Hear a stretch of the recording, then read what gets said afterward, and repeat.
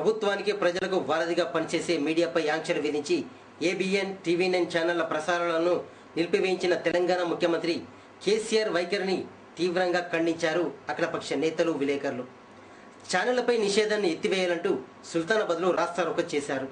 అంబేద్కర్ విగ్రహానికి వినతి పత్రం సమర్పించారు. అనంతరం తహసీల్దార్ ఆఫీసు ముందు ఆందోళన చేసి వినతి పత్రం అందజేశారు. ఛానళ్లపై నిషేధం ఎత్తివేయకపోతే ప్రజలే తగిన బుద్ధి చెప్తారన్నారు.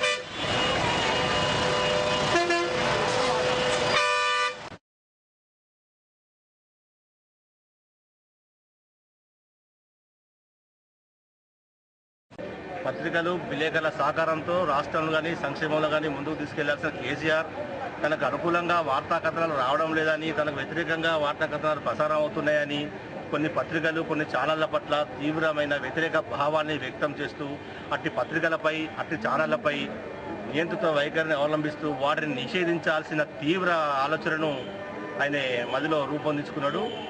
ఆ ఆలోచనకు అనుగుణంగా నేడు కొంతమంది తన అనుచరులకు పిలుపునిచ్చి ఏబిఎన్ ఛానల్ను, టీవీ9 ఛానల్ను మొత్తం ప్రసారాలు నిలిపివేయాలని ఆదేశించిండు. ఆ ఆదేశాలు ఇప్పుడు అమలవుతున్నాయి. ఒక ప్రభుత్వ అధినేతగా ప్రజాస్వామ్య విలువలకు విరుద్ధంగా పత్రికలకు పట్టుకొమ్మలైన ఛానళ్లను, విలేకరులకు అగౌరవపరిచే విధంగా ఇట్లా వాటిని నిషేధించవలసిన ప్రసారాలు నిలిపేయాల్సిన అవసరం తగదు ఆయనకు. ప్రజాస్వామ్యంలో పత్రికలు, మీడియా వ్యవస్థపై ప్రభుత్వం ఆంక్షలు విధించడాన్ని జర్నలిస్ట్ మిత్రులు తీవ్రంగా ఖండిస్తున్నాం. ఈ టీవీ9 మరియు ఏబిఎన్ ఛానళ్ల నిషేధం వెంటనే ఎత్తివేసి పత్రికా విలేకరులతో, ఛానళ్లతో స్నేహపూర్వకంగా ఉండి ప్రజలతో సత్సంబంధాలు నెలకొల్పి ప్రజల సంక్షేమం పట్ల ఆయన ప్రత్యేక శ్రద్ధ చూపాలి. ఈ ఛానళ్లను నిషేధించడం అనేది గతంలో మాకు తెలిసినంతవరకు ఎప్పటికీ ఇలాంటి కఠిన నిర్ణయాలు తీసుకోలేదు, ఏ ప్రభుత్వాలు కూడా తీసుకోలేదు. ఆయన ఇంత కఠిన నిర్ణయం తీసుకోవడం అనేది ఆయన యొక్క పతనానికే దారితీస్తుంది. ప్రజాస్వామ్య వ్యవస్థలో పత్రికలపై ఆంక్షలను విధించడం సరైనది కాదు. సుధా ప్రస్తుతం దీన్ని తీవ్రంగా ఖండిస్తుంది. కొన్ని ఛానళ్లను బంద్ చేయడం అనేది సరైన పద్ధతి కాదు. మీడియా అంతటికీ సమాన హక్కులు కల్పించే విధంగా ఛానళ్ళు అన్నాక 1-2 తప్పులు దొరుకుతాయి. ఆ తప్పులు సరిదిద్దుకునే విధంగా వాటిని మనం ఒక పద్ధతి ప్రకారం చేసుకోవాలి. కానీ ఛానళ్లను మొత్తానికి బంద్ చేయడం అనేది మేము తెలుగుదేశం పార్టీ పక్షాన తీవ్రంగా ఖండిస్తున్నాం. కొత్తగా ఏర్పడిన రాష్ట్ర ప్రభుత్వం ఈ ఛానళ్ల మీద ఇట్లాంటి ఆంక్షలు పెట్టి ఈ ఛానళ్ల మీద ఆంక్షలు పెట్టడం ఇది సరికాదు. మరి వచ్చి ప్రభుత్వం నెల రోజులైనా కాలేదు. మరి ఇట్లాంటి పత్రికా స్వేచ్ఛలను హరింపజేయడం ఇది సరైన పద్ధతి కాదు. మరి ఇవన్నీ మానుకోవాలని మేము టీఆర్ఎస్ ప్రభుత్వాన్ని హెచ్చరిస్తున్నాం. టీవీ9 కేసీఆర్ ముఖ్యమంత్రిగా ఉండి వాటిని నిషేధించడాన్ని మేము జనరల్ సమక్షంలో దాన్ని ఖండిస్తున్నాం. వెంటనే వాటిని పునరుద్ధరించాలని డిమాండ్ చేస్తాం. ఆయన పత్రికా విలేకరు వాళ్ళు తప్పు చేస్తే, వాళ్ళు ఏమైనా తెలియకుండా చేస్తే వాళ్ళకు ఒక విధంగా లజ్జ చెప్పో, లేకపోతే వాళ్ళకు ఒక చిన్న ఆదేశాల ప్రకారం ఒక పత్రాలు జారీ చేసిన విధంగా తెలియజేసిన తర్వాత పూర్తిగా నిషేధించడం అనేది ఏకపక్ష నిర్ణయమే. దీన్ని అందరూ అఖిలపక్షం మొత్తం ఖండిస్తున్నాం. సుల్తానాబాద్ మండలం ఐతరాజుపల్లిలోని శ్రీ సీతారామచంద్ర స్వామి ఆలయ 9వ వార్షికోత్సవ ఉత్సవాలు ఈ నెల 22న ఆదివారం నుండి జరుగుతాయన్నారు ఆలయ పూజారి. ఉదయం 10:30కు స్వామివారి కళ్యాణం, కన్నుల పండుగ జరుగుతుందన్నారు. భక్తులు అధిక సంఖ్యలో పాల్గొని స్వామివారి కృపకు పాత్రలు కావాలన్నారు ఆలయ పూజారి.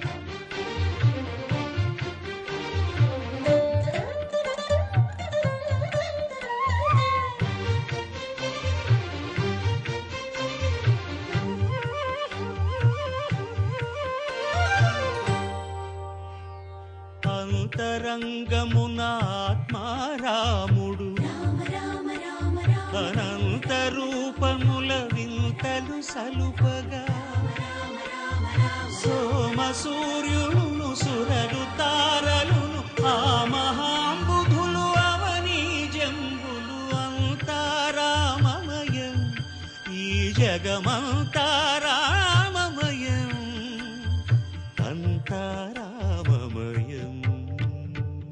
హైదరాబాద్పల్లె గ్రామంలో మా సీతారామచంద్ర స్వామి యొక్క దేవాలయంలో నవానిక అంటే 9వ వార్షికోత్సవము 22వ తారీఖు 6వ నెల 2014 ఆదివారం రోజున శ్రీ సీతారామచంద్ర స్వామి యొక్క వార్షికోత్సవము జరపబడును. కావున భక్తులు అతి పెద్ద సంఖ్యలో పాల్గొని శ్రీ సీతారామచంద్ర స్వామి కృపకు పాత్రుగాగలరు మనవి. శ్రీ సీతారామచంద్ర స్వామి యొక్క 8 పుణ్యావచనము, గణపతి పూజ మరియు విశ్వక్సేన పూజ, 9:30 శ్రీ సీతారామచంద్ర స్వామి యొక్క కళ్యాణాభిషేకము, 10:30 హవనము అనగా శ్రీ స్వామివారి యొక్క కళ్యాణ మహోత్సవం కళ్యాణం యొక్క హవనము స్టార్ట్ అవుతుంది, అంటే హోమము. 15 నిమిషములకు శ్రీ సీతారామచంద్ర స్వామి యొక్క శాంతి యొక్క కళ్యాణము. అనంతరము తీర్థప్రసాదాలు వినియోగం చేయడం జరుగుతుంది. శ్రీ సీతారామచంద్ర స్వామి యొక్క కృపకు తీర్థప్రసాదం స్వీకరించి శ్రీ సీతారామచంద్ర స్వామి కృపకు ప్రార్థనగాగలరు మనవి.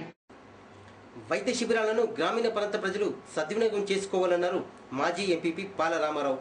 సుల్తానాబాద్ మండలం కాటపల్లి గ్రామ పంచాయతీ ఆవరణలో కరీంనగర్లోని పలు ఆసుపత్రులు ఉచిత వైద్య శిబిరాన్ని ఏర్పాటు చేశారు. రోగులకు పరీక్షలు నిర్వహించి ఉచితంగా మందులు పంపిణీ చేశారు.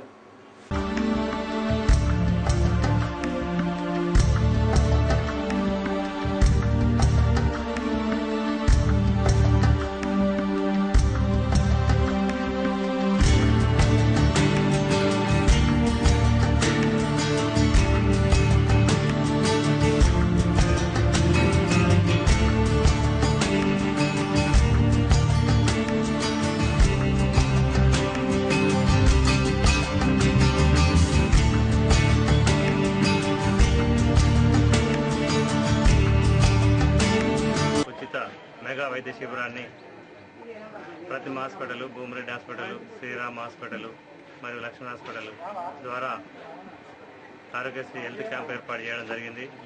ఈ ఏర్పాటు చేసిన వైద్య హాస్పిటళ్లకు కృతజ్ఞతలు.